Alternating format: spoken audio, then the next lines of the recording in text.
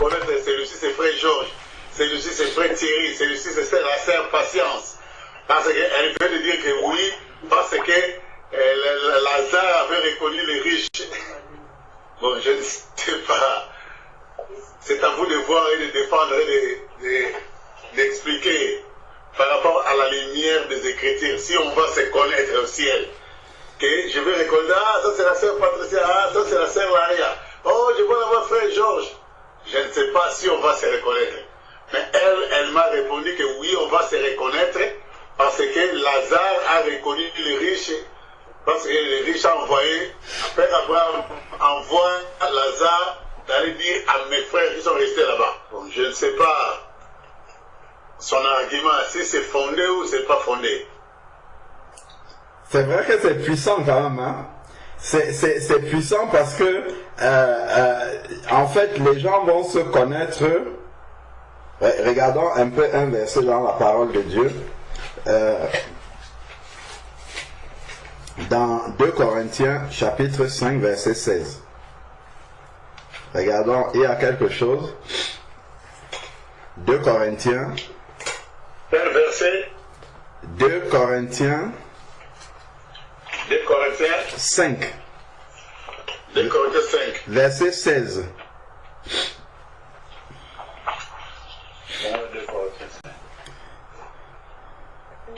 Donc on va prendre la question.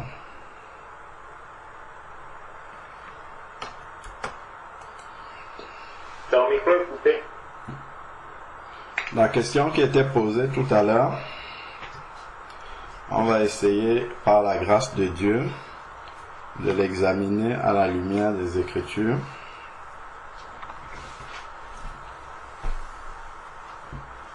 Dans la question, c'était de savoir si dans l'éternité, nous allons nous reconnaître. Est-ce que dans le ciel, auprès du Père, nous allons nous reconnaître? Donc, pour commencer, je vais lire d'abord 2 versets. Ou plusieurs même. Alors, donc, commençons par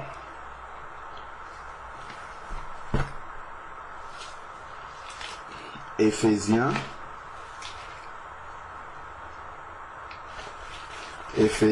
chapitre 4. Éphésiens chapitre 4.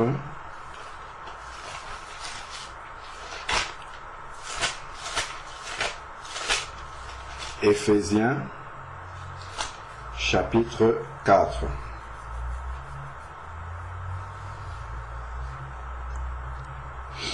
Il est dit, à partir du verset 11, parlant du Seigneur, c'est lui qui a donné les uns comme apôtres, les autres comme prophètes, les autres comme évangélistes, les autres comme pasteurs et docteurs, pour le perfectionnement des saints, cela en vue de l'œuvre du service et de l'édification du corps de Christ, et jusqu'à ce que nous soyons tous parvenus à l'unité de la foi et à la connaissance du Fils de Dieu, à l'état d'homme fait, à la mesure de la stature parfaite de Christ.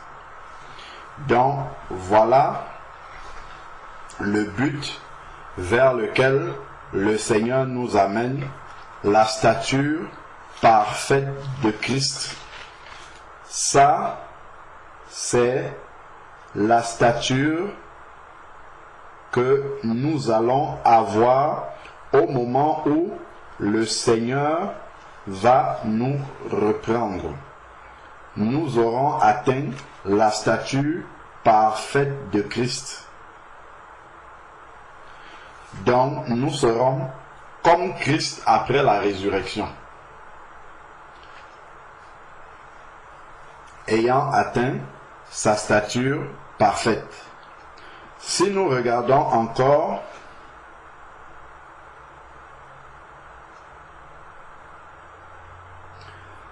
un Thessaloniciens chapitre 5, verset 23. 1 Thessaloniciens chapitre 5, verset 23 à 24. 1 Thessaloniciens chapitre 5, verset 23 à 24, il est écrit: que le Dieu de paix vous sanctifie lui-même, tout entier, et que tout votre être, l'esprit, l'âme et le corps soient conservés sans reproche à l'avènement de notre Seigneur Jésus-Christ. Que votre être entier, esprit, âme et corps soit conservé sans reproche à l'avènement de notre Seigneur Jésus-Christ. Verset 24. Celui qui vous a appelé est fidèle et c'est lui qui le fera. Ce verset est en train de nous dire que Jésus-Christ est fidèle et va amener et conserver sans reproche notre esprit, notre âme et notre corps. Comment est-ce qu'il va conserver notre corps sans reproche au moment de la résurrection? Donc, esprit et âme atteignent la stature parfaite au moment de la mort physique. Si on meurt physiquement, c'est pour ça que notre esprit retourne au Père dans le ciel. On peut lire dans le livre d'Apocalypse où on voit les âmes, par exemple, de ceux qui ont été immolés pour le nom de Jésus-Christ dans le ciel. Allons dans Apocalypse pour voir ça. Apocalypse chapitre 6, si je ne me trompe pas. Apocalypse chapitre 6 à partir du verset 9. Apocalypse chapitre 6 à partir du verset 9. Quand il ouvrit le 5e sceau, je vis sous l'autel, nous sommes dans le ciel, je vis sous l'autel les âmes de ceux qui avaient été égorgés à cause de la parole de Dieu et du témoignage rendu. C'est ceux pour qui Maman Amélie a pris. Ceux pour qui elle a prié encore aujourd'hui, c'est ceux-là qui sont là. Quand il ouvrit le 5e sceau, je vis sous l'autel les âmes de ceux qui avaient été égorgés à cause de la parole de Dieu et du témoignage rendu. Ils crièrent d'une voix forte. Ce sont les âmes qui sont dans le ciel là-bas, qui sont en train de crier d'une voix forte: jusque à quand, Maître saint et véritable, tardes-tu à faire justice et à venger notre sang sur les habitants de la terre? Voilà les âmes de ceux qui sont des martyrs ici sur la terre, que l'on retrouve dans le ciel, et on voit qu'ils n'ont pas oublié qu'ils sont morts sur la terre en martyrs. Ils ont leur mémoire déjà. Ah, ça nous montre que nous ne serons pas des robots dans le ciel, mais la mémoire sera là. Ils ont bien la mémoire ici, et ils demandent au Seigneur de venger leur sang. Donc, et il nous est dit que ce sont les âmes de ceux qui ont été égorgés. Ça, c'est en rapport avec 1 Thessaloniciens, chapitre 5, versets 24 et 23, qui dit que le Seigneur amènera notre esprit, notre âme à la perfection. Nous savons que le ciel est parfait. Et rien d'imparfait, rien de malsain ne peut entrer dans le ciel. Donc si les âmes de ceux-ci sont dans le ciel là-bas, ça veut dire que ces âmes-là ont atteint la perfection pour pouvoir entrer au ciel.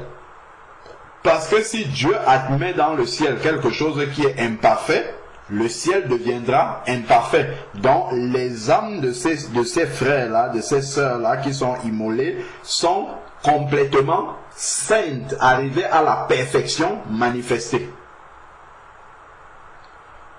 Donc, cela corrobore ce que nous dit 1 Thessaloniciens 24, que le Seigneur est fidèle et il le fera. Il amènera à la perfection nos âmes, nos esprits et également notre corps. On va voir le cas du corps tout à l'heure.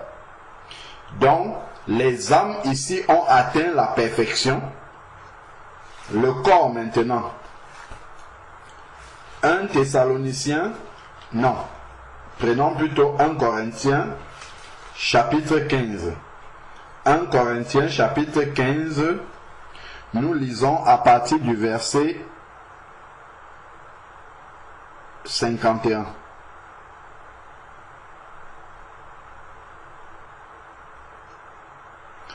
« 1 Corinthiens chapitre 15, à partir du verset 51, parle de l'enlèvement.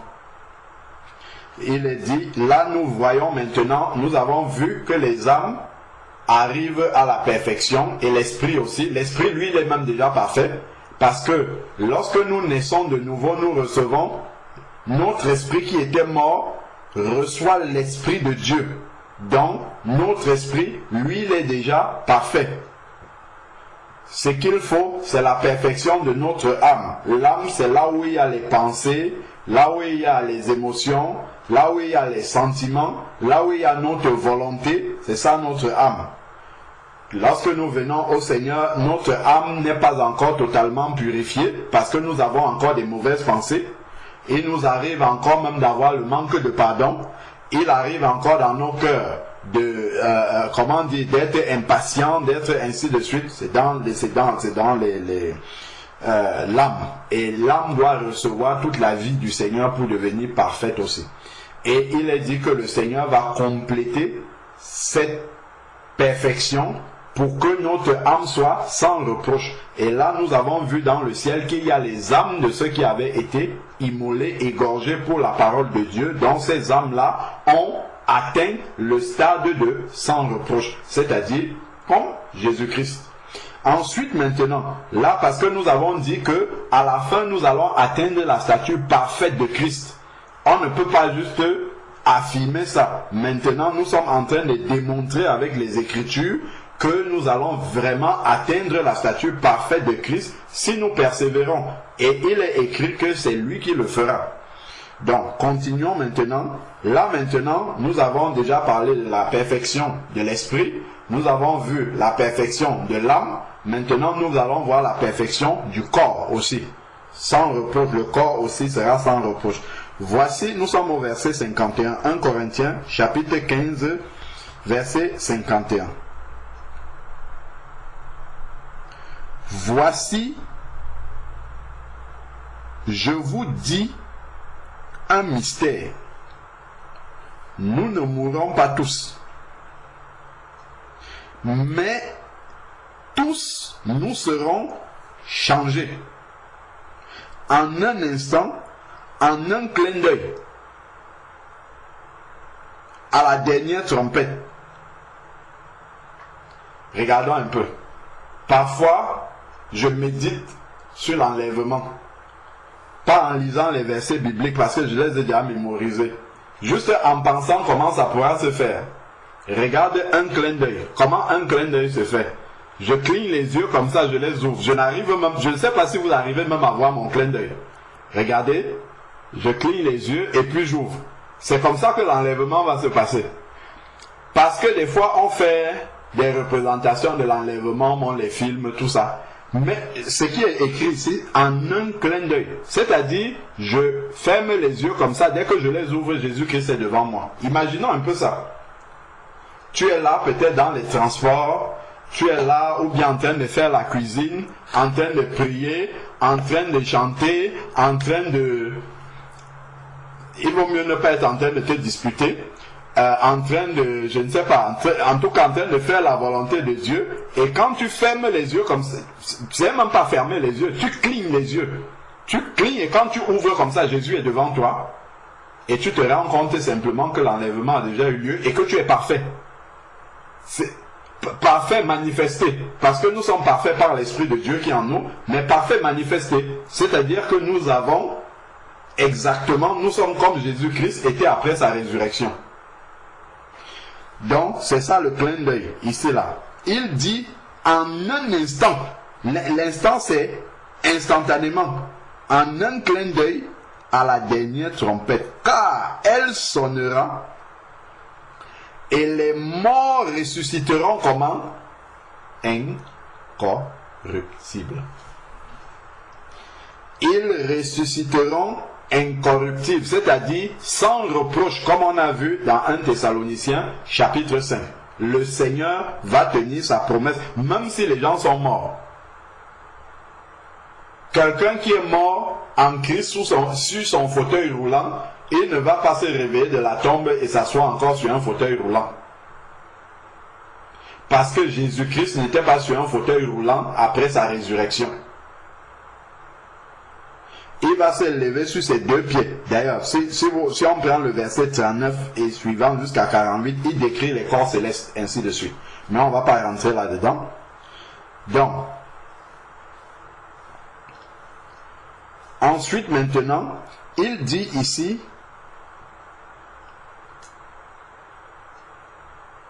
bon, pardonnez-moi, je vais plutôt lire ça même. Parce que là, on vient de dire quelque chose, il faut montrer là où c'est écrit. En disant que si un frère, une sœur est décédée étant sur le fauteuil roulant, à la résurrection, elle ne sera plus sur un fauteuil roulant. C'est écrit ici au verset 42. Ainsi en est-il de la résurrection des morts. Semé corruptible, on ressuscite incorruptible. Semé méprisable, on ressuscite glorieux. Donc, je prends par exemple le cas d'un bien-aimé qui souffrait du diabète et qui était amputé du pied.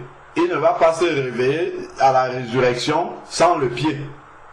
Je prends le cas d'un enfant de Dieu qui est à qui un accident dans la mer est arrivé, il a été avalé par un poisson.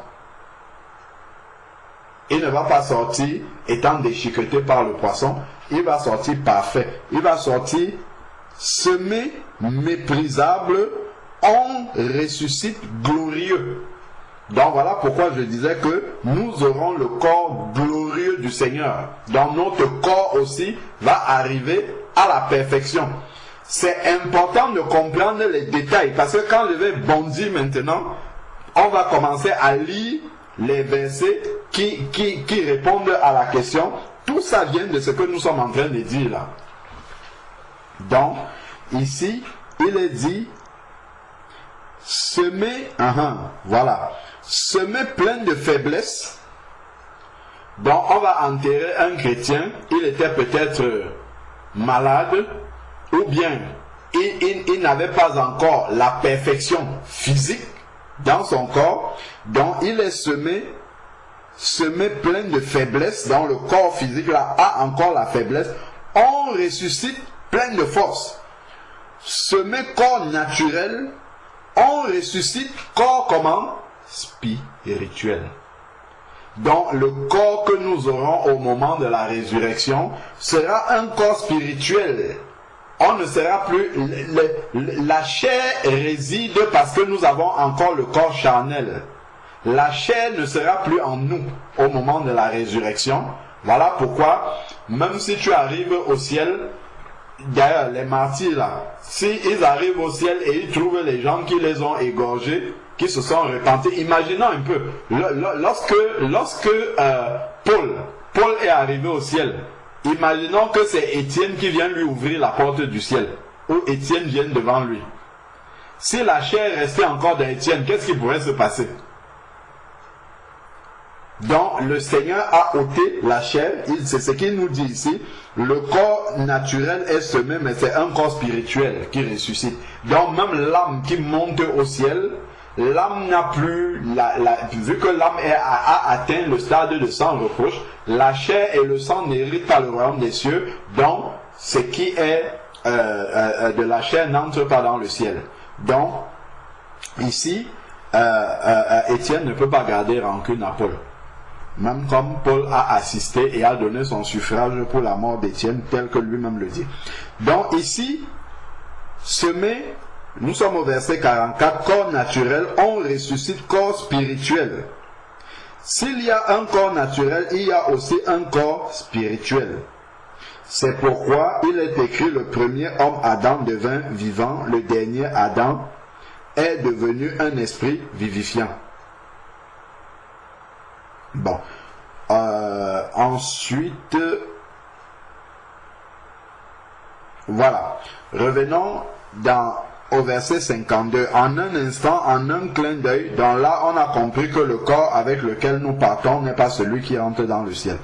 Ensuite, maintenant, car la trompette va sonner et les morts ressusciteront incorruptibles et nous serons changés. Donc en un instant, notre corps va changer et va devenir le corps glorieux de Jésus-Christ.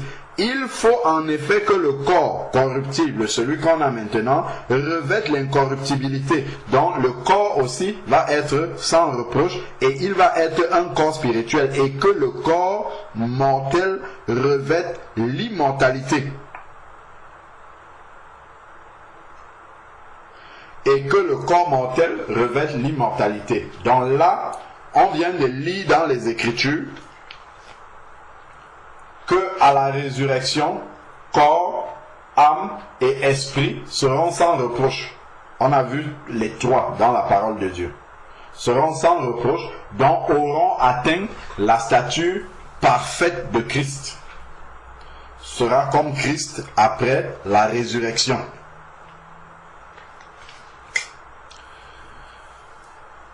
Allons maintenant prendre un exemple. On va partir d'abord de loin et après on va se rapprocher. Prenons Luc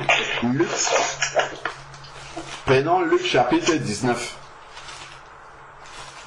Luc chapitre 19.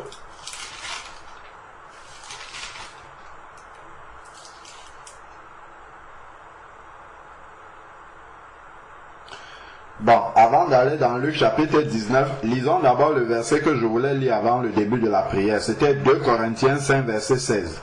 Lisons d'abord 2 Corinthiens 5, verset 16, après on va aller dans Luc 19. 2 Corinthiens 5, verset 16 dit: ainsi, dès maintenant, ça c'est quelqu'un qui est né de nouveau simplement. Il dit: dès maintenant, nous ne connaissons personne selon la chair, mais si nous avons connu Christ selon la chair, maintenant nous ne le connaissons plus de cette manière. Donc, déjà quand on reçoit le Saint-Esprit, on ne connaît plus les gens selon la chair, c'est dans le sens de... ce n'est plus les relations dans la chair qu'on avait avec les personnes qui sont importants, mais on cherche à connaître les personnes spirituellement. Et lorsque on va ressusciter d'entre les morts, là ça sera complet. Parce que aujourd'hui, bon, même si nous sommes nés de nouveau, on peut connaître encore nos anciens amis selon la chair, parce que c'est la chair qui nous liait, nos parents dans la chair, ainsi de suite. Mais après la résurrection, on a vu qu'on aura des corps spirituels. On sera totalement spirituel. Donc là, ce verset-ci sera parfaitement manifesté. On ne va connaître les personnes que par l'esprit. Il n'y aura plus la chair là-dedans. On va connaître les personnes uniquement par l'esprit. Bon, alors maintenant, pour voir cela, comment Jésus manifestait ça. Luc chapitre 19.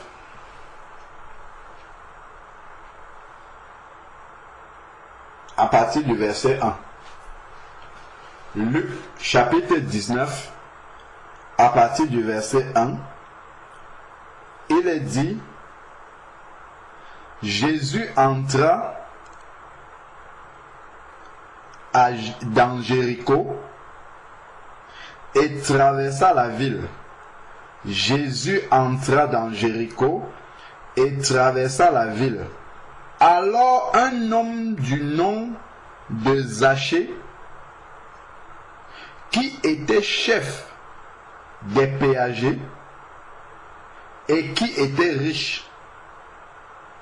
Alors un homme du nom de Zachée, qui était chef des péagers et qui était riche. Ça, c'est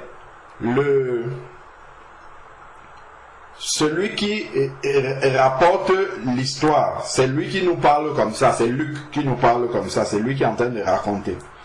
Donc c'est Luc qui est en train de nous dire que alors un homme du nom de Zachée, parce que lui il sait qu'il s'appelle Zachée, qui était chef des péagers et qui était riche, cherchait à voir qui était Jésus. Mais il ne le pouvait pas à cause de la foule, car il était de petite taille. Donc voilà Zachée qui cherche à voir Jésus et qui est de petite taille et la foule est là devant lui. Qu'est-ce que Zachée fait? Il courut en avant et monta sur un sycomore pour le voir, parce qu'il devait passer là. Voilà ce que Zachée fait. Il va se mettre sur un sycomore et il attend le passage de Jésus, juste pour le voir. Verset 5. Lorsque Jésus fut arrivé à cet endroit, regardons ce que Jésus va faire et n'oublions pas que nous aurons la statue parfaite de Christ. Lorsque Jésus fut arrivé à cet endroit, il leva les yeux et dit, Zachée, Zachée, hâte-toi de descendre, car il faut que je demeure aujourd'hui dans ta maison.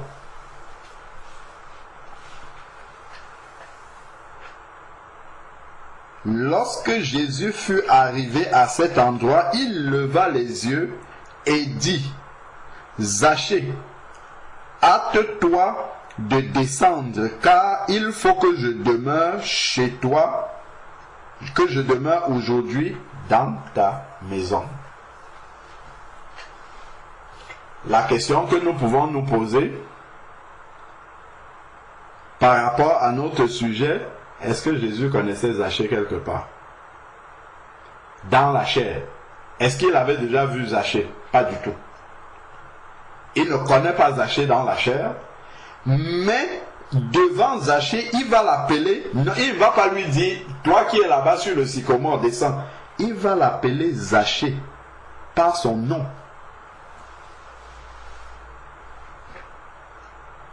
Parce que par l'Esprit de Dieu, quand il regarde Zachée, il le connaît. Il sait que ça là, c'est Zachée. Et de la même manière, nous aussi, nous aurons ceci à la résurrection. Pouvoir voir quelqu'un, même que nous n'avons pas connu dans la chair, et pouvoir dire ça là, c'est Zachée ici là. Parce que nous aurons atteint la stature parfaite de Christ. Nous aurons atteint la stature parfaite de Christ. Allons voir un autre cas maintenant. Jean, chapitre 20. Jean, chapitre 20. Jean, chapitre 20.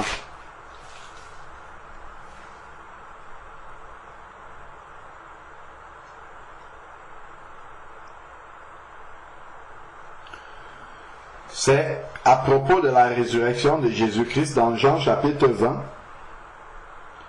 On va économiser la lecture, prenons à partir du verset 11 jusqu'au verset 18. Jean chapitre 20.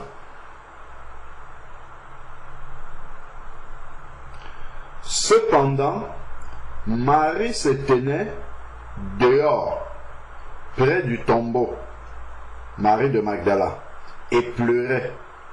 Comme elle pleurait, elle se baissa pour regarder dans le tombeau et vit 2 anges, vêtus de blanc, assis à la place où était couché le corps de Jésus, l'un à la tête et l'autre aux pieds. Ils lui dirent, « Femme, pourquoi pleures-tu » Elle leur répondit, « Parce qu'on a enlevé mon Seigneur, et je ne sais où on l'a mis. » En disant cela, elle se retourna et vit Jésus debout. Mais elle ne savait pas que c'était Jésus, parce qu'elle avait connu Jésus comment? Selon la chair. Et elle était encore dans la chair. Elle ne pouvait pas reconnaître quelqu'un qui est ressuscité. Continuons. Jésus lui dit, « Femme, pourquoi pleures-tu? Femme, pourquoi pleures-tu? Qui cherches-tu? » Pensant que c'était le gardien, dont elle ne reconnaît pas Jésus, pensant que c'était le gardien, elle lui dit, « Seigneur, si c'est toi qui l'as emporté, dis-moi où tu l'as mis et je le prendrai. » Regardons ce qui se passe là. Jésus lui dit, « Marie ». Et elle se retourna et lui dit en hébreu, « Rabouni », c'est-à-dire « Maître ». Voilà l'image de la résurrection. Il est ressuscité, Jésus, comme nous serons ressuscités, et lui, il reconnaît Marie. Il appelle Marie. Il ne se trompe pas. Il a d'abord dit femme au départ pour attirer son attention, et ensuite il appelle Marie. Donc, il reconnaît bien que ça là, c'est Marie. Elle s'appelle Marie, et ça c'est l'image de la manière dont nous serons aussi après la résurrection. Parce que nous allons atteindre la stature parfaite de Christ comme nous avons vu, et nous serons comme Christ. Donc nous pourrons reconnaître des personnes. On a vu Christ, même avant sa résurrection, lui vivait déjà une vie de résurrection. Reconnaître Zachée, sans même connaître Zachée dans la chair. Ici même Marie, on peut dire qu'il connaissait Marie dans la chair quand il était vivant, mais Zachée, lui, il ne le connaissait même pas. Donc, après la résurrection, non seulement on va connaître des personnes que nous avons connues dans la chair, comme Marie, ici Jésus connaissait Marie dans la chair, quand il était encore dans la chair, mais on connaîtra aussi des personnes qu'on pourra savoir que ça c'est l'apôtre Paul, alors qu'on n'a jamais connu l'apôtre Paul par la chair. On ne sait pas quel visage il a, l'apôtre Paul. Mais l'esprit en nous, parce qu'on sera totalement spirituel. On a vu ça dans 1 Corinthiens chapitre 15. Le fait d'être totalement spirituel à ce moment-là, l'esprit même va nous révéler l'identité des personnes. L'esprit va nous révéler, ça c'est l'apôtre Paul. L'esprit va nous révéler, ça c'est l'apôtre Pierre. L'esprit va nous révéler, ça c'est Moïse. L'esprit, peut-être quand on dit comme ça peut paraître théorique. On peut dire que, qu'est-ce qu'il est en train de nous raconter comme ça? Qu'est-ce qui prouve ça? On va lire les Écritures petit à petit pour voir là où c'est écrit. Bon, donc voici un cas de quelqu'un que Jésus connaissait dans la chair, et après la résurrection, il vient, il appelle Marie. Très clairement. Ensuite, maintenant, on peut avancer encore. Allons au verset 19. Il a vu Marie. Le soir de ce jour-là, qui était le premier de la semaine, les portes du lieu où se tenaient les disciples étaient fermées par la crainte qu'ils avaient des Juifs. Jésus vint. Il est ressuscité, debout au milieu d'eux, il dit que la paix soit avec vous. Quand il eut dit cela, il montra ses mains et son côté. Les disciples se réjouissent en voyant le Seigneur. Nous voyons que Jésus n'est pas allé trouver les pharisiens pour se montrer à eux. Il n'est pas allé trouver des gens qu'il ne connaissait pas. Il est venu trouver ses disciples parce qu'il les connaît, il les reconnaît. Il sait que ceux-là, ils sont enfermés dans telle maison. Donc il est parti et parce qu'il reconnaît bien ses disciples, il s'est mis au milieu d'eux pour leur parler. C'est bien la preuve qu'il reconnaît des personnes qu'il a connues avant lorsqu'il était encore dans la chair. Et ça sera la même chose pour nous après la résurrection. On va reconnaître des personnes que nous avons connues dans la chair. On va aussi reconnaître, on va voir aussi, l'Esprit de Dieu va nous révéler l'identité aussi de d'autres personnes qu'on n'a pas connues dans la chair, mais dont la parole de Dieu nous a parlé. Les différents personnages de la parole de Dieu qui sont au ciel, on va les reconnaître eux aussi. On va voir ça dans la parole de Dieu. Donc, voici, Jésus n'est pas parti à n'importe quel endroit, il est venu au milieu de ses disciples. Donc, Jésus leur dit de nouveau que la paix soit avec vous. Nous sommes au verset 21. Comme le Père m'a envoyé, moi aussi je vous envoie. Après cela, il souffla sur eux. Ceux à qui vous pardonnez les péchés, ainsi de suite. Prenons le verset 24. Verset 24, Thomas appelé Didyme. Ça, c'était un disciple de Jésus également. Thomas appelé Didyme, l'un des 12, n'était pas avec eux lorsque Jésus vint. Les autres disciples lui dirent, nous avons vu le Seigneur, mais il leur dit, si je ne vois pas ses mains, si je ne vois pas dans ses mains les marques des clous et que je ne mets pas mon doigt à la place des clous, et si je ne mets pas ma main dans son côté, je ne croirai point. 8 jours après, les disciples de Jésus étaient de nouveau dans la maison et Thomas était avec eux. Jésus vint, les portes étant fermées, et debout au milieu d'eux, il revient encore au milieu de ses disciples parce qu'il les reconnaît, leur dit, que la paix soit avec vous. Puis il dit à Thomas, donc Jésus après la résurrection, non seulement reconnaît ses disciples, mais là on nous précise qu'il parle précisément à Thomas. Il reconnaît qui est Thomas. Il a connu Thomas quand il était dans la chair, et après la résurrection, il reconnaît toujours que ça c'est Thomas. Il lui dit, et en plus même il connaît ce que Thomas avait dit, alors qu'il n'était pas là. Ce que Thomas a dit pendant son absence. Avance aussi ta main et mets-la dans mon côté, et ne sois pas incrédule mais crois. Thomas lui dit, mon Seigneur et mon Dieu.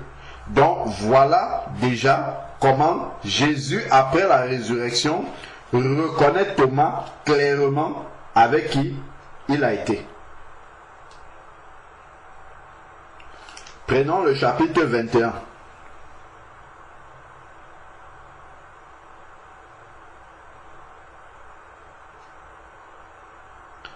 Chapitre 21.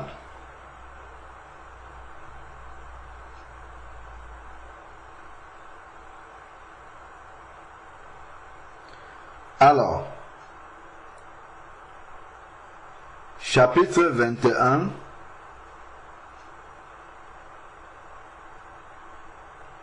bon, on peut lire tout, mais on va sauter et lire l'essentiel.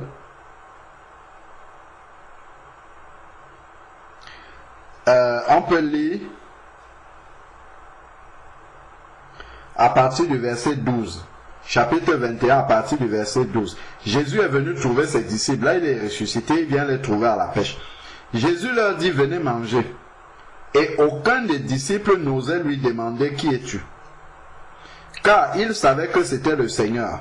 Jésus s'approcha, prit le pain, et leur donna, et ainsi que le poisson.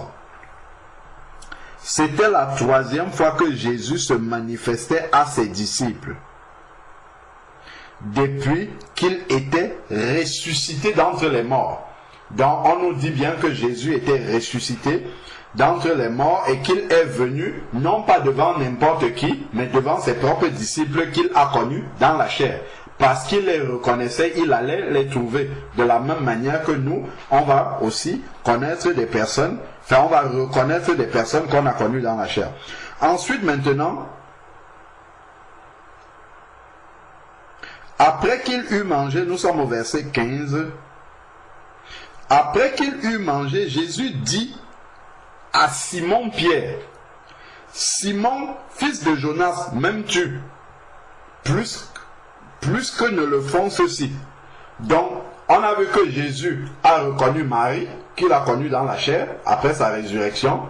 Il a reconnu Thomas, il a reconnu même tous ses disciples, mais on nous parle particulièrement de Marie, on nous parle de Thomas. Maintenant, ici, on nous parle de Pierre, à qui Jésus a parlé comme ça, vis-à-vis, en lui disant, Simon, Pierre, m'aimes-tu? Donc, il a reconnu, ça c'est Pierre. Il n'est pas allé parler à André en lui disant Pierre, non. Il a reconnu véritablement, et il sait que ça là, c'est Pierre.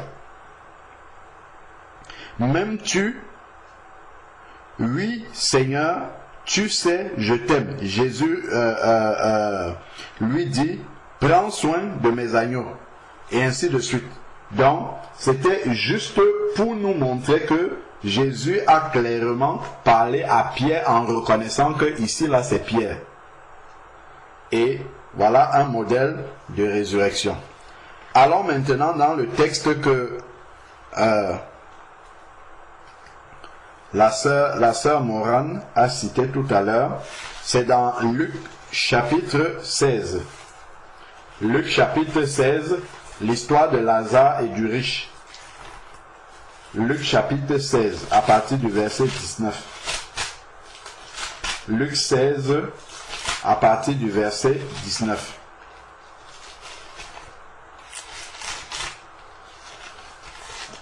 Luc 16, verset 19.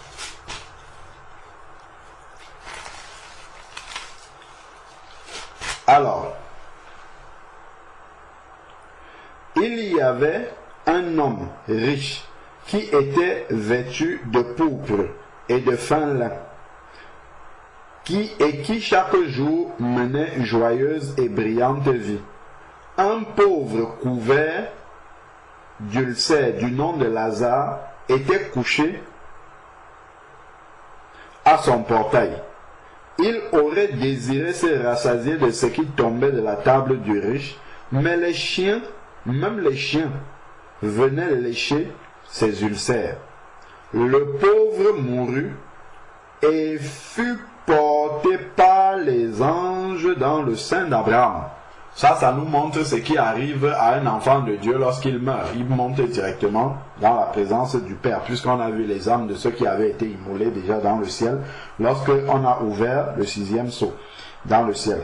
Donc, il a été porté par les anges. Les anges sont venus le prendre pour l'amener là-bas. On parle souvent des anges qui viennent chercher des personnes au moment où les personnes...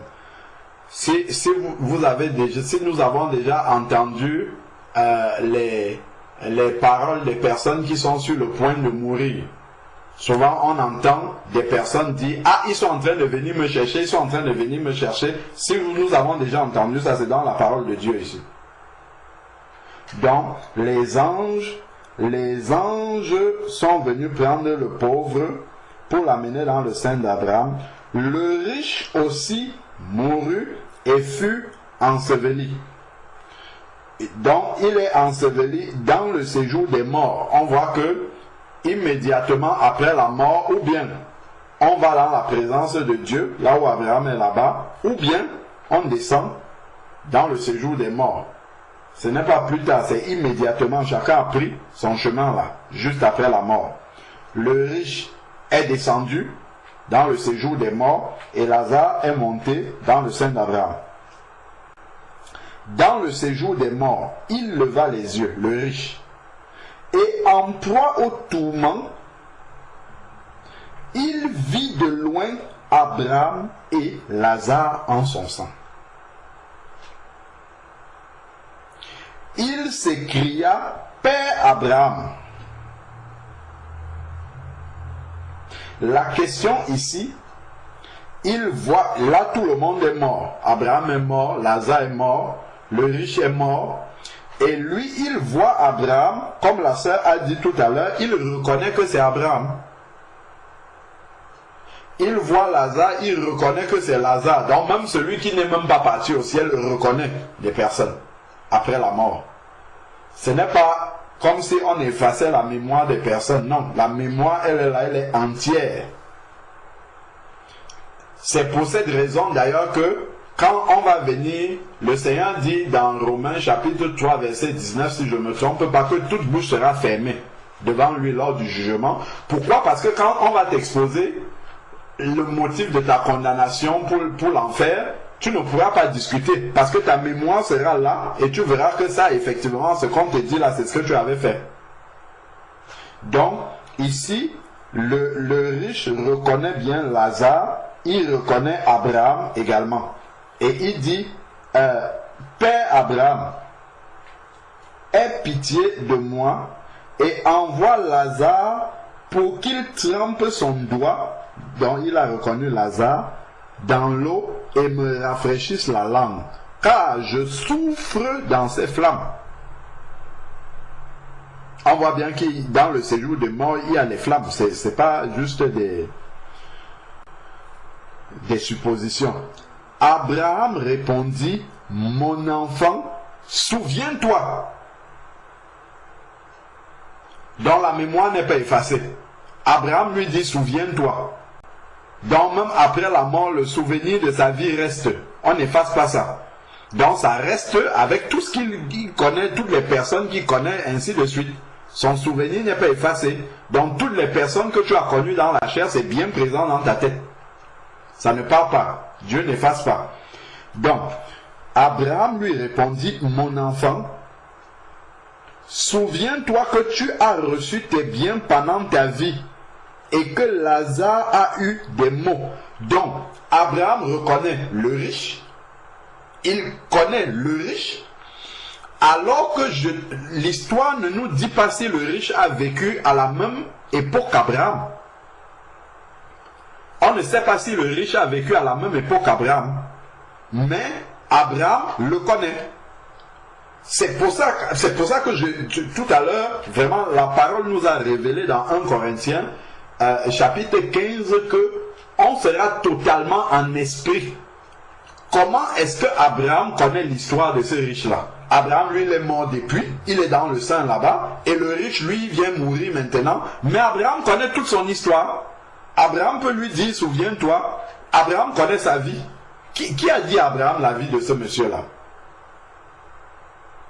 Parce que tout nous est révélé par l'Esprit. Comme Jésus pouvait dire à Lazare, à Zachée, descends. Parce qu'il était totalement en esprit parfait. De la même manière aussi, Abraham est parfait en esprit et il peut connaître la vie de ce monsieur-là.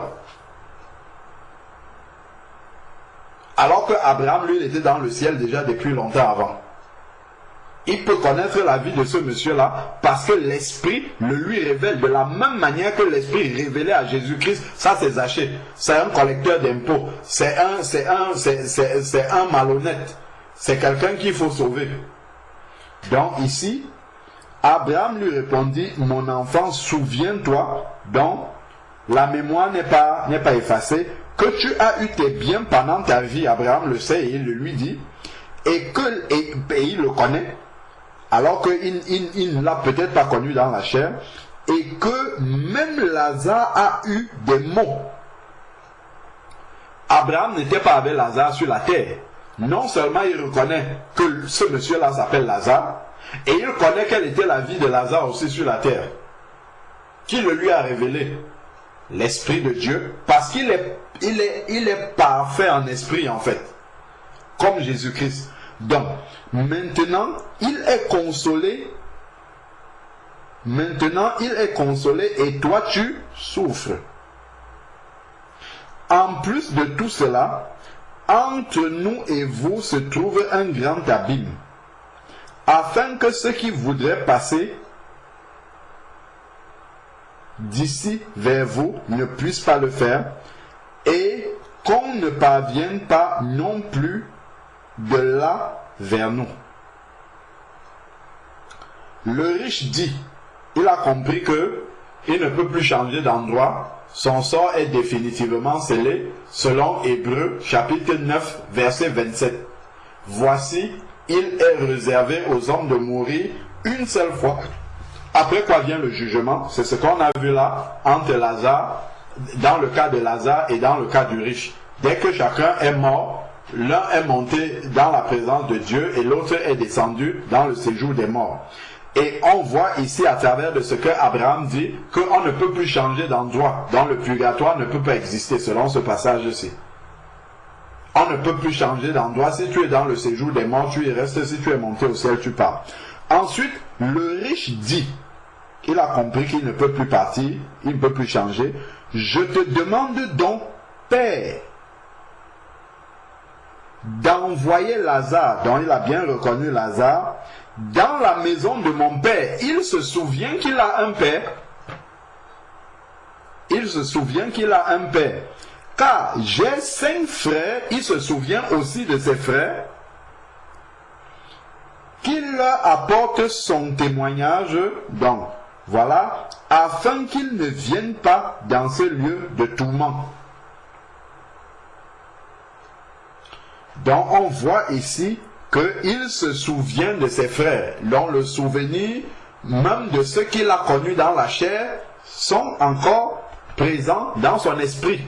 Il se souvient qu'il a un père, il se souvient qu'il a des frères qui sont sur la terre, donc s'il voyait ses frères, il les reconnaîtrait. Puisqu'il se souvient qu'il a 5 frères, il se souvient même du nombre de frères qu'il a. Et il se souvient aussi qu'il a un père. Donc, voilà déjà plusieurs cas de figures que nous avons balayées. Prenons Matthieu chapitre 17 maintenant.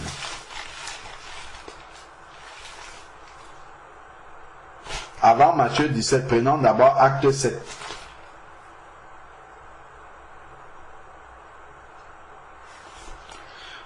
Acte chapitre 7, c'est Étienne.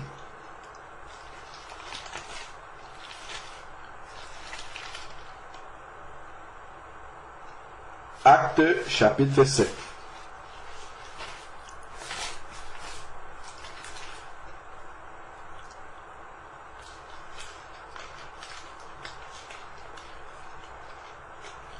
Acte chapitre 7. Donc, Acte 7, à partir du verset 54, c'est la lapidation d'Étienne. Il y a quelque chose qui se passe là. En entendant cela, il fut exaspéré, les gens qui étaient en train de lapider Étienne, dans leur cœur, et ils grinçaient les dents contre lui. Mais Étienne, rempli du Saint-Esprit, donc voici quelqu'un qui est pleinement en esprit, fixa les yeux vers le ciel et vit la gloire de Dieu et Jésus debout à la droite de Dieu. Donc Étienne est quasiment dans la perspective de ressusciter, de passer de l'autre côté. Et ici, il voit Jésus et il reconnaît que ça c'est Jésus.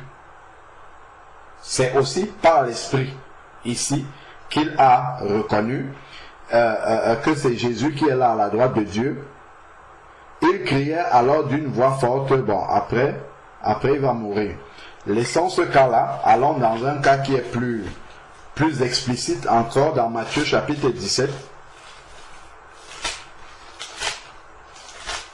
Matthieu,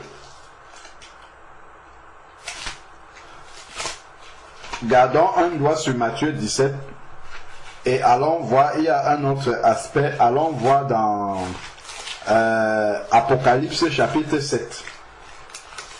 C'est juste pour préciser encore, lorsque Abraham a toutes les informations sur la vie du riche, On disait tout à l'heure que c'est l'esprit qui le lui révèle, parce qu'il est déjà parfait en esprit. Si nous regardons dans Apocalypse chapitre 7, on va voir ça aussi ici. Regardons Apocalypse chapitre 7. Jean est dans le ciel, verset 9. Après cela, je regardais et voici une grande foule que nul ne pouvait compter, de toute nation, de toutes les tribus, de tout peuple et de toute langue. Apocalypse chapitre 7, verset 9. Ils se tenaient devant le trône et devant l'agneau, vêtus de robes blanches et des palmes à la main, et ils criaient d'une voix forte. Le salut est à notre Dieu qui est assis sur le trône et à l'agneau. Et tous les anges se tenaient autour du trône, les anciens et les 4 êtres vivants. Ils tombèrent la face contre terre devant le trône et adoraient Dieu, en disant Amen, la louange, la gloire, la sagesse, l'action de grâce, l'honneur, la puissance et la force sont à notre Dieu au siècle des siècles. Amen.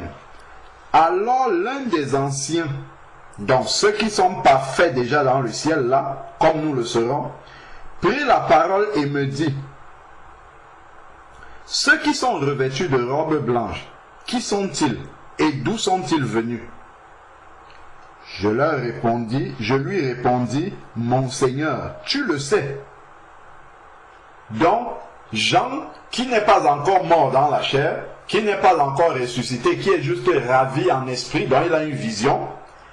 Il y a des choses, il n'est pas encore parfait en esprit, il y a des choses qu'il ne peut pas encore comprendre.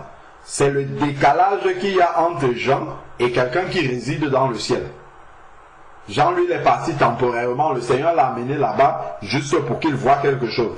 Et ici, le vieillard va lui dire quelque chose, ici.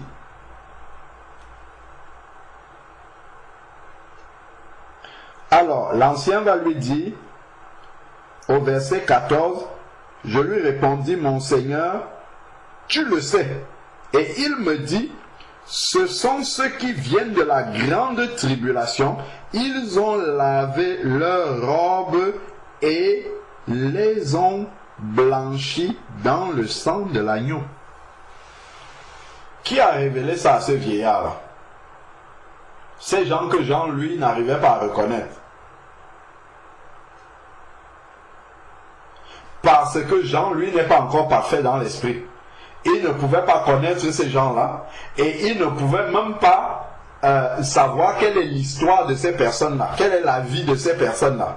Mais l'ancien qui est dans le ciel, qui vit dans le ciel, qui est parfait déjà en esprit, comme on a vu que Dieu fera également de notre esprit, dans 1 Thessaloniciens chapitre 5 verset 23, l'ancien lui connaît la vie de ces personnes-là et il les connaît.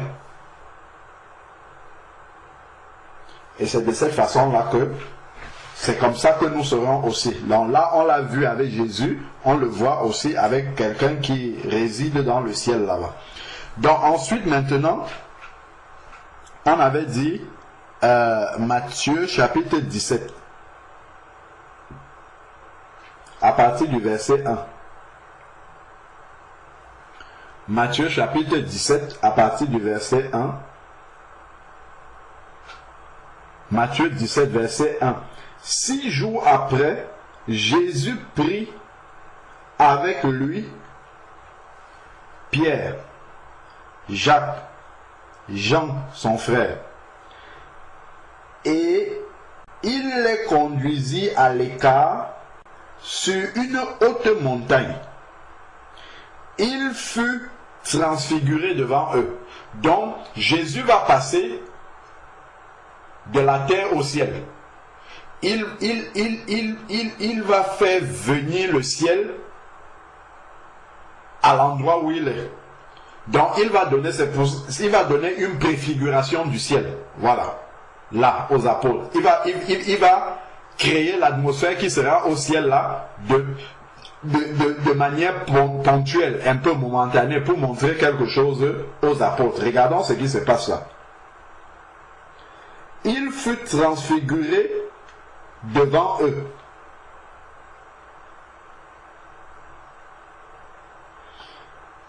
Il fut transfiguré devant eux. Son visage resplendit comme le soleil, et ses vêtements devinrent blancs comme la lumière. Reprenons. Il fut transfiguré devant eux, son visage resplendit comme le soleil, et ses vêtements devinrent blancs comme la lumière.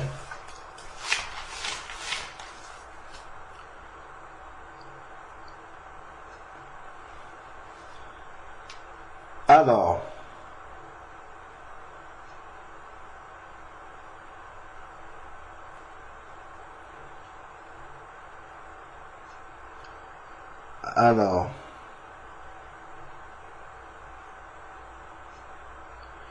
excusez-moi, je suis en train de vérifier un verset.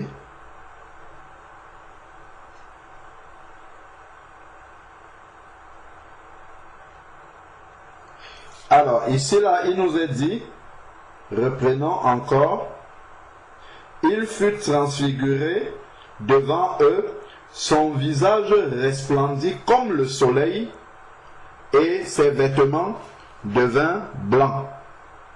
Son visage resplendit comme le soleil. Allons dans Apocalypse chapitre 1 et regardons comment Jean, quand il arrive dans le ciel, il voit Jésus, comment est-ce qu'il décrit Jésus.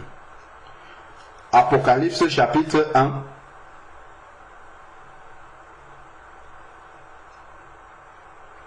À partir du verset 10. Apocalypse chapitre 1. À partir du verset 10. C'est parce que nous avons dit qu'en un instant dans la transfiguration, Jésus a fait descendre le ciel sur la terre. Il a manifesté la gloire du ciel sur la terre à ce moment-là. Ça, c'est pour le prouver avec les Écritures. Donc, que la transfiguration, c'était une manifestation du ciel. Donc, verset 10 ici, Apocalypse chapitre 1, verset 10. « Je fus ravi en esprit au jour du Seigneur, et j'entendis derrière moi une voix forte comme le son d'une trompette. » Ça là, ça nous rappelle l'enlèvement de l'église. Le son d'une trompette et être ravi, c'est l'enlèvement là justement. Donc ensuite maintenant, qui disait, ce que tu vois écrit dans un livre et envoie aux 7 églises, à l'église, ici les églises, verset 12. Je me retournai pour découvrir la voix qui me parlait. Après m'être tourné, je vis 7 chandeliers d'or, et au milieu des chandeliers, quelqu'un qui ressemblait à un fils d'homme. Il était vêtu d'une longue robe, portait une ceinture d'or sur la poitrine, sa tête et ses cheveux étaient blancs comme la laine blanche, comme neige, ses yeux comme une flamme de feu, ses pieds étaient comme du bronze qui semblait rougir au four, et sa voix était comme la voix des grandes eaux. Il avait à sa main 7 étoiles, de sa bouche sortait une épée aiguë à 2 tranchants. Et qu'est-ce qui est écrit? Et son visage était comme le soleil lorsqu'il brille dans toute sa force. Dans Matthieu chapitre 17, il nous est dit ici, au verset 2, il fut transfiguré devant eux et son visage resplendit comme le soleil. Voilà, le visage de Jésus ici est comme le soleil lorsqu'il brille dans sa force. Donc ça, c'est vraiment le ciel qui est descendu là dans la transfiguration. Continuons à lire. Il fut transfiguré devant eux et son visage resplendit et ses vêtements deviennent blancs. Verset 3 maintenant. Moïse et Élie leur apparut. Regardons un peu ce qui est écrit là. Moïse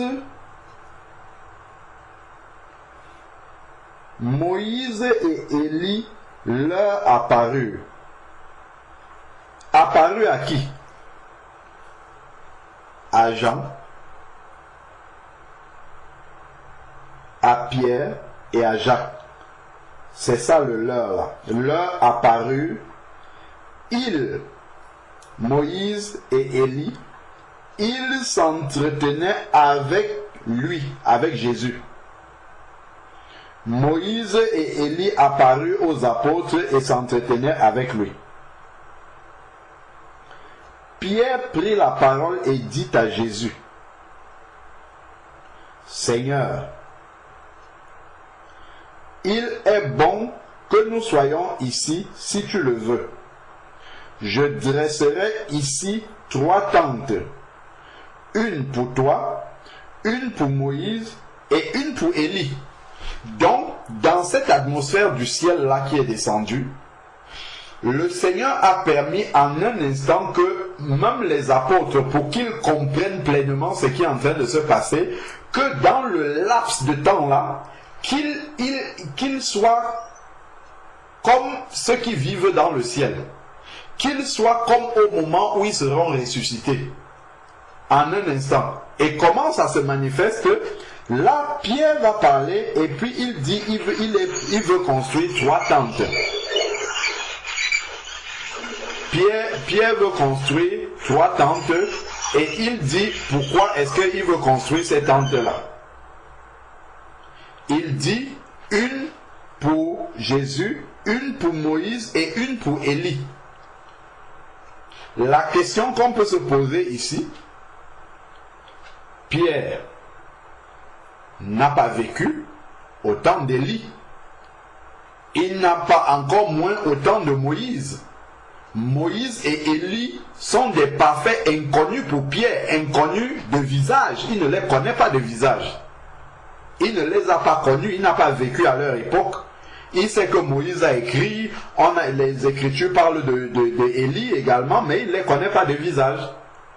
Mais ici, Jésus a fait en sorte que le ciel vienne sur la terre et que les apôtres aient la stature, pendant un instant, la stature à peu près qu'on aura lorsqu'on sera dans le ciel, et ils peuvent reconnaître que ça c'est Élie, ça c'est Moïse. Et voilà Jésus aussi, ils peuvent reconnaître ça. Donc on voit que l'Esprit révèle en eux l'identité. C'est pour ça que je disais tout à l'heure, dans le ciel je verrai Jésus-Christ, je verrai Abraham, je verrai Jacob, ainsi de suite. Parce que ici dans la transfiguration, les apôtres ont eu la révélation par l'Esprit que ça c'est Moïse, ça c'est Élie ici, qui sont en train de parler avec Jésus, alors qu'ils ne les connaissent pas dans la chair. Ils ne les ont jamais vus. Et ça peut être, je ne sais pas, ça peut être Jacob, ça peut être Isaïe, ça peut être, mais ils ont reconnu que ça c'est Moïse, et puis ça c'est Élie. Et donc ça nous montre également, justement, comment est-ce que au moment de la résurrection, on pourra reconnaître des personnes. Non seulement reconnaître ce qu'on a connu dans la chair, on a vu Jésus a reconnu les exemples qu'on nous a montés. Marie, il a parlé à Pierre, il a reconnu tous ses disciples, mais il a parlé particulièrement à Pierre et à Thomas, en les nommant. On voit également que l'homme riche reconnaît Lazare, il reconnaît Abraham, et Abraham connaît toute la vie de l'homme riche et de Lazare, alors qu'il n'a pas vécu avec eux sur la terre. Et on voit de même que les vieillards, dans le livre d'Apocalypse, reconnaissent des gens qui viennent de la grande tribulation et ils connaissent leur vie. Ils savent que ceux-ci, ils sont venus ici parce que ils sortent de la grande tribulation.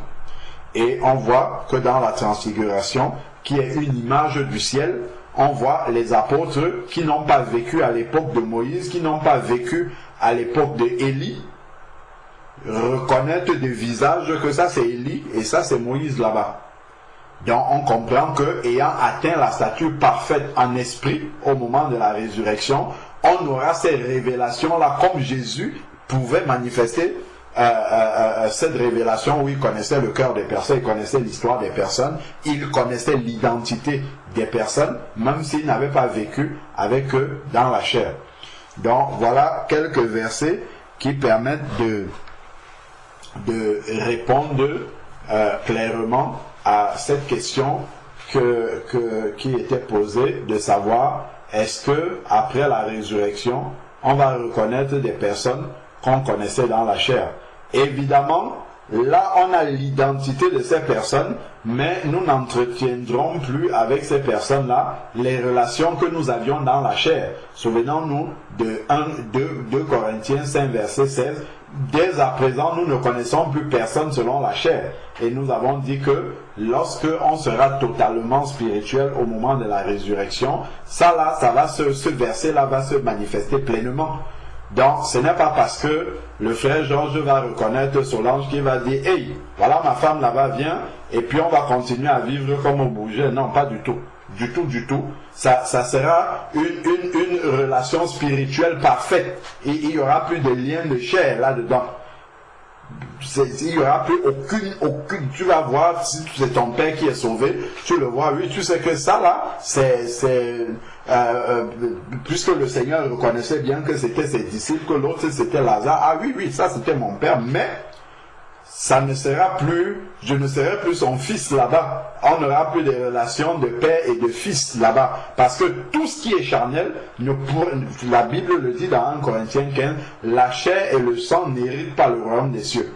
Donc, toutes les relations qui étaient selon la chair seront cassées. Dans la relation que je pourrais avoir là-bas avec mon père ou avec ma mère, s'ils sont sauvés, et que moi aussi je suis sauvé, c'est que ce sont des frères et sœurs en Christ. C'est la relation spirituelle qu'on avait, ce n'est que ça qui va demeurer. Donc même si je retrouve, je sais pas moi, mon patron, mon petit frère, tout ça, toutes ces relations-là, même si je me souviens qu'ils étaient ça sur la terre, mais là-bas, le lien qu'on aura sera un lien totalement spirituel, de frères et sœurs, de racheter totalement. Là, on sera pleinement dans l'esprit. C'est là où le sens du mot frère et sœur sera totalement manifesté. Ça sera pleinement manifesté. Là, il n'y aura plus, comme on voit encore sur la terre où frère et sœur sont des mots qui résonnent souvent creux. Parce que l'amour n'est pas encore parfait en nous. Mais dans le ciel, l'amour sera totalement parfait. Puisqu'on aura atteint la stature parfaite de Christ, l'amour sera totalement parfait en nous. Et donc, la notion de frère et sœur, ce n'est que ça qu'il y aura là-bas. Et là, elle sera pleinement manifestée. Donc, voilà ce que vraiment l'Esprit de Dieu m'a inspiré par rapport à la question que le frère avait posée tout à l'heure. Amen. Amen. Amen. Amen. Amen. Amen. Je vais ajouter. Amen. Amen. Je vais ajouter quelque chose par rapport à, ou appuyer plutôt, pas ajouter, je vais appuyer ce que le frère était en train de dire. C'est que quand on regarde, bon, avant d'arriver déjà à la question, si nous prenons le dernier aspect que le frère a relevé par rapport aux relations que nous aurons les uns les autres, Jésus-Christ avait clairement répondu à cela. Prenons Luc chapitre 20.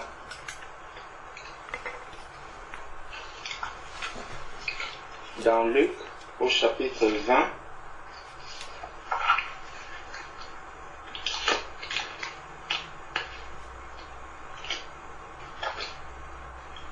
Luc chapitre 20, nous allons prendre à partir du verset 27. Quelques-uns des Sadducéens qui disaient qu'il n'y a point de résurrection s'approchèrent et firent à Jésus cette question. Maître, voici ce que Moïse a prescrit. Si le frère de quelqu'un meurt ayant une femme sans avoir d'enfant, son frère épousera la femme et suscitera une postérité à son frère. Or, il y avait 7 frères. Le premier se maria et mourut sans enfant.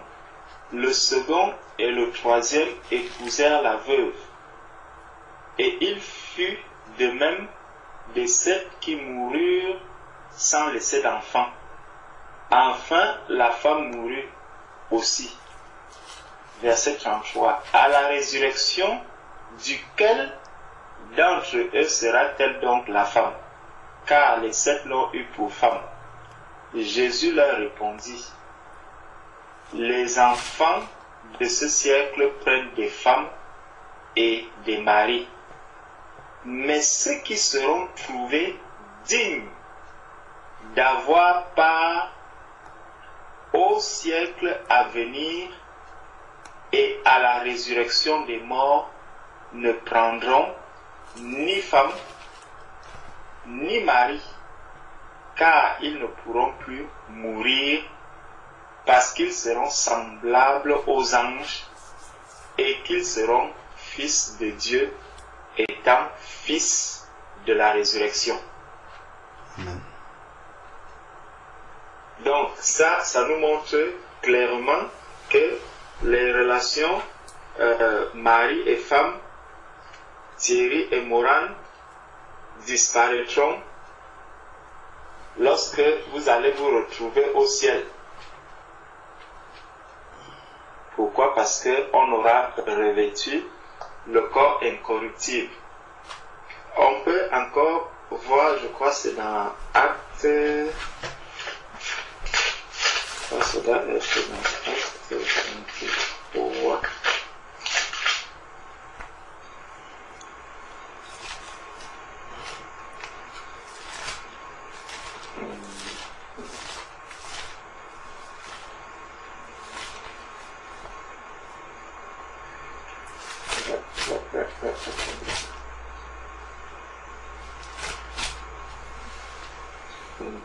Bon.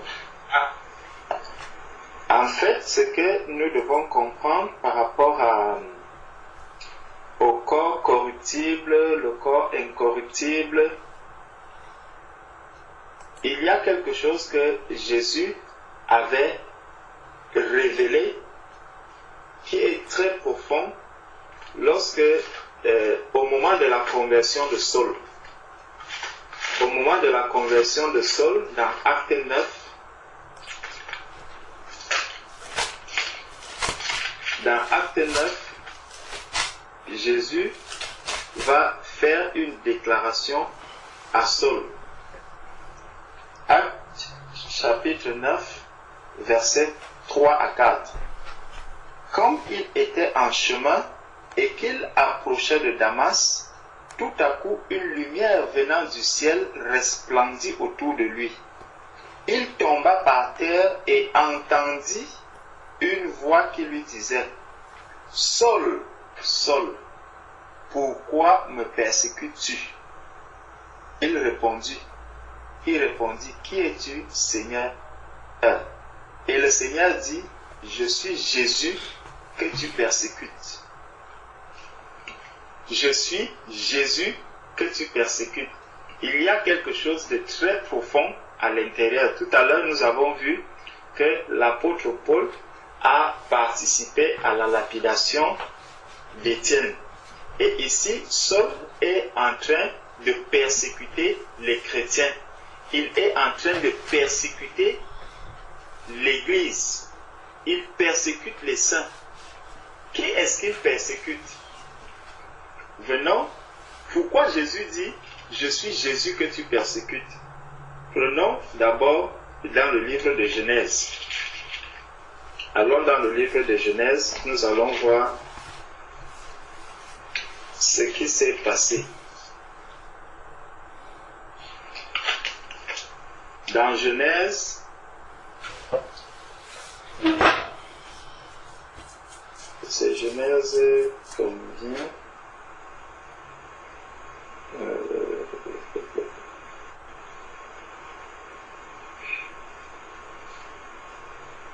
Voilà. Dans Genèse chapitre 2,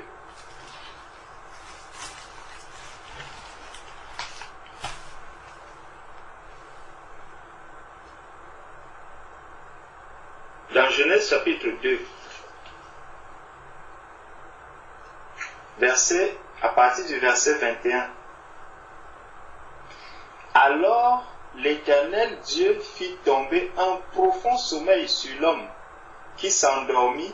Il prit une de ses côtes et referma la chair à sa place.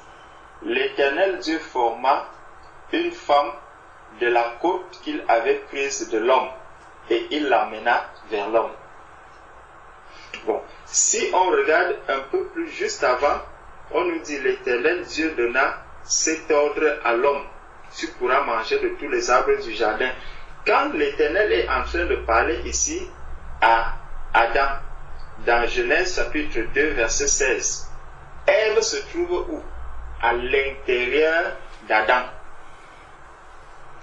Ève est à l'intérieur d'Adam. Donc, quand Dieu parle à Adam, il parle à Adam et à Ève qui est à l'intérieur d'elle, à l'intérieur de lui. Ève est à l'intérieur. Voilà pourquoi Jésus va s'identifier à son épouse lorsqu'il parle à Saul. Il lui dit: je suis Jésus que tu persécutes.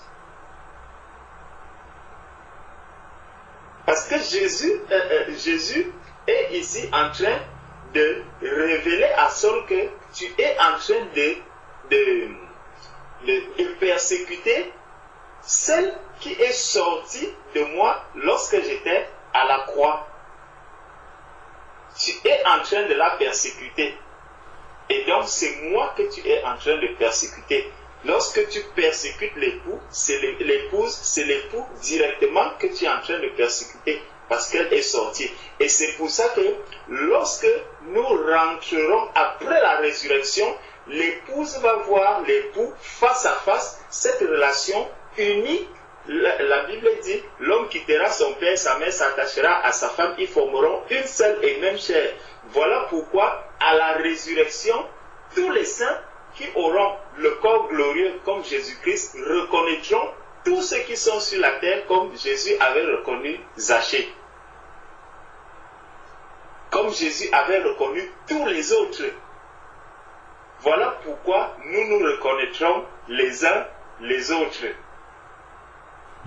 Parce qu'on aura véritablement pris la place de l'épouse. L'épouse qui se trouve à Jésus-Christ. Et il y a Jésus, bon, là juste pour montrer comment est-ce que Jésus lui-même aussi montrait comment il était par exemple, lorsque Jésus était à la croix, Jésus à la croix, il a dit à ce brigand, il a dit au brigand que aujourd'hui, regardez le verset dans Luc 23.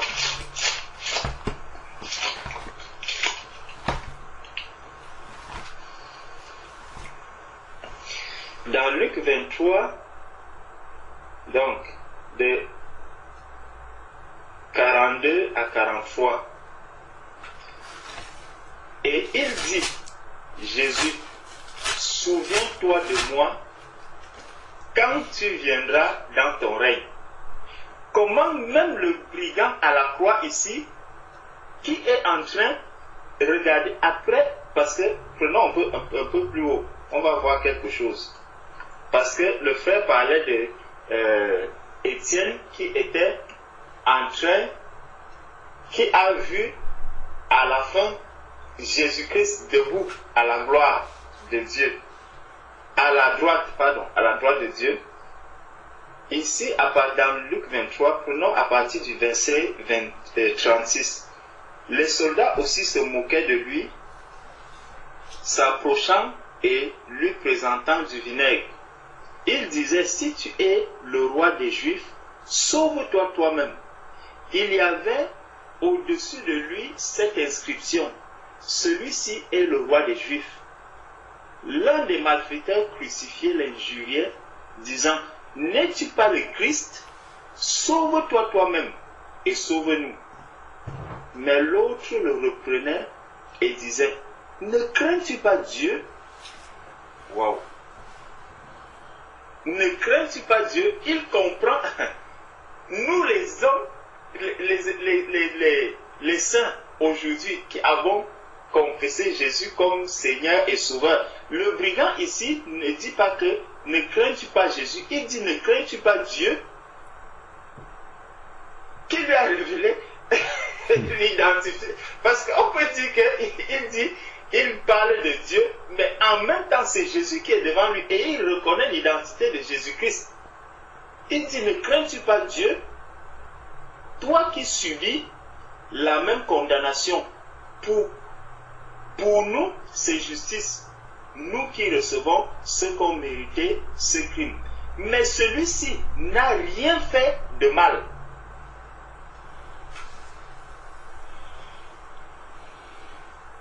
Celui-ci n'a rien fait de mal. Il a appelé Dieu. Par la suite, il ne nous dit pas que mais Jésus n'a rien fait de mal. Parce que ceux qui étaient autour de lui, c'est les gens qui crucifiaient, libéraient Barabbas, crucifiaient Jésus, libéraient. Mais lui, il dit simplement, mais celui-ci n'a rien fait de mal. Et il dit à Jésus, souviens-toi de moi quand tu seras dans ton règne. Qui est dans le règne? C'est le roi. C'est le roi qui est dans le règne. Le brigand à la croix reconnaît l'identité de Jésus-Christ. Il reconnaît même que c'est un roi. Tout ce que l'Église a aujourd'hui, tout ce pourquoi l'Église est en train de se débattre et tout, pour connaître la divinité de Jésus-Christ. Le brigand à la croix, il a reconnu. Ne crains-tu pas Dieu? Nous, c'est normal, mais celui-ci, il n'a rien fait de mal. Et Jésus lui répondit, je te le dis en vérité, aujourd'hui, tu seras avec moi dans le paradis. Aujourd'hui, tu seras avec moi dans le paradis. Ça veut donc dire que Jésus, il atteste que le brigand va le reconnaître quand ils seront au paradis, l'un et l'autre. Ils se reconnaîtront. Et le brigand a dit à Jésus, souviens-toi, comment le brigand peut savoir que Jésus aura la mémoire après sa mort? C'est quand même impressionnant. Là, on voit vraiment comment est-ce que la statue parfaite est en train de se manifester déjà à la fin, lorsque le brigand est en train de partir à la croix. C'est vrai, c'est impressionnant quand on voit tout ce que c'est la manière dont les saints seront à la fin de nos jours. Et je crois qu'il y a aussi, même l'apôtre Paul aussi en parle dans, je crois que c'est aux Thessaloniciens. C'est aux Thessaloniciens qu'il dit que vous êtes dans 1 Thessaloniciens chapitre 2. Dans 1 Thessaloniciens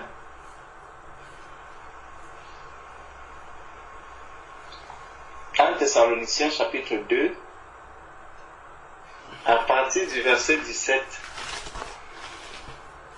Pour nous, frères, après avoir été quelque temps séparés de vous, de corps mais non de cœur, nous avons eu d'autant plus ardemment le vif désir de vous voir. Aussi voulions-nous aller vers vous. Du moins, moi, Paul, une et même 2 fois, mais Satan nous en a empêchés. Qui est en effet notre espérance et notre joie? Qui est en effet notre espérance et notre joie? Ou notre couronne de gloire? N'est-ce pas vous aussi devant notre Seigneur Jésus lors de son avènement? Ça veut donc dire que lors de l'avènement du Seigneur, l'apôtre Paul sera heureux de voir les Thessaloniciens avec lui. Il sera heureux de les voir là lors de l'avènement de notre Seigneur et Sauveur Jésus-Christ. Donc, lorsque Jésus revient pour enlever l'Église, Paul se réjouit de savoir qu'il verra aussi les Thessaloniciens. Donc, si sera, quand il va les voir, il va dire, waouh, donc mon travail n'a pas été vain. Donc, je n'ai pas travaillé en vain. Le travail que j'ai accompli a porté du fruit. Même aux Philippiens, je crois aussi aux Philippiens, Paul tient encore le même langage. Il tient le même langage. Dans Philippiens,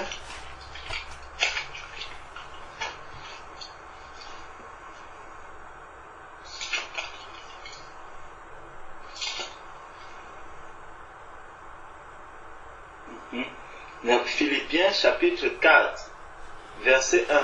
C'est pourquoi, mes bien-aimés et très chers frères, vous qui êtes ma joie et ma couronne, demeurez ainsi fermes dans le Seigneur, mes bien-aimés. Quand on chante, je serai couronné, je serai couronné, je serai couronné, quand nous allons arriver et que l'on verra tous ces bien-aimés avec lesquels nous avons persévéré, on dira, waouh, quelle grande joie dans le Seigneur. Quelle grande joie. Donc, le Seigneur lui-même nous a parlé, il nous a révélé, il nous a montré comment est-ce que nous n'allons pas perdre la mémoire. Nous n'allons pas perdre la mémoire, mais nous serons vraiment avec le corps de l'épouse de Jésus-Christ qui identifie et qui reconnaît tous ceux qui ont accepté la souffrance sur la terre, qui ont accepté le Seigneur Jésus comme Seigneur et Sauveur. Toutes ces personnes vont se reconnaître lorsque nous irons rencontrer notre époux. Amen. Voilà ce que je peux ajouter. Amen. Gloire à Dieu. Amen, amen. Amen.